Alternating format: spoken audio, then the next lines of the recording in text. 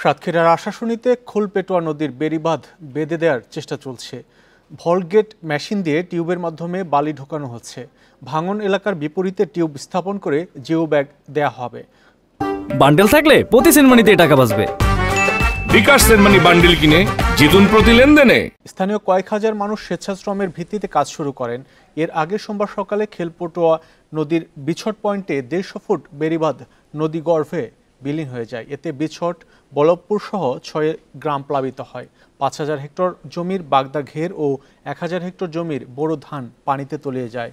ঘরবাড়ি হারিয়ে নিঃস্ব এসব পরিবারের দাবি, আগামীতে যেন টেকসই বেড়িবাঁধ নির্মাণ করা হয়।